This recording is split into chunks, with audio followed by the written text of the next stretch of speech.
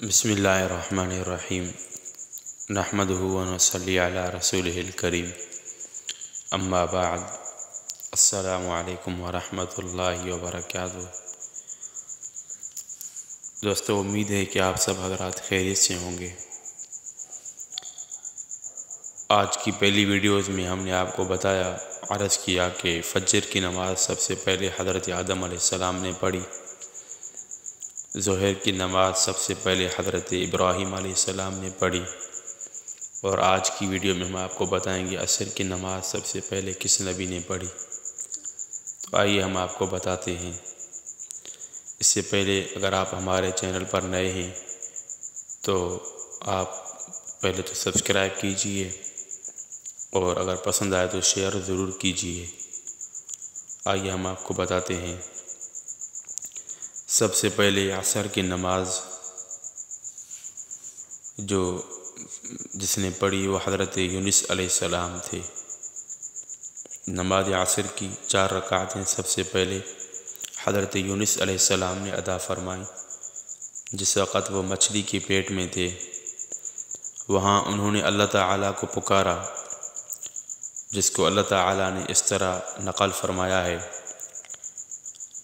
اعوذ باللہ من الشیطان الرجیم، بسم اللہ الرحمن الرحیم،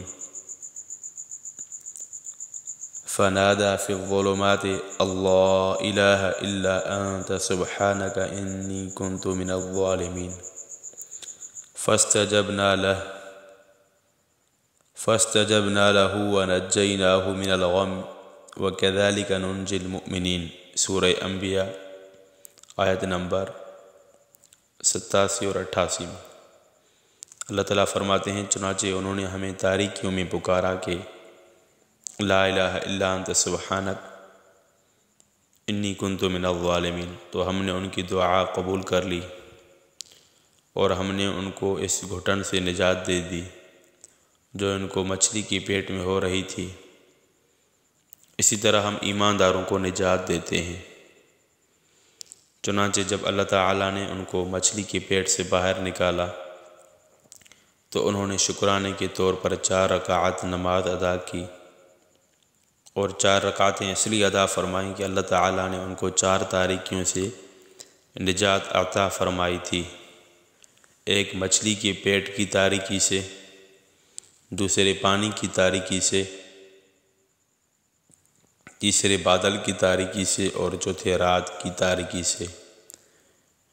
ان 4 تاریکیوں سے نجات کے شکرانے میں عصر کے وقت حضرت یونس علیہ السلام نے 4 رکعت نماز ادا فرمائی۔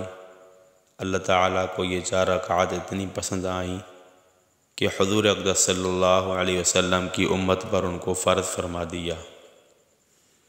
تو امید ہے کہ آپ کو یہ ویڈیو پسند آئی ہوگی۔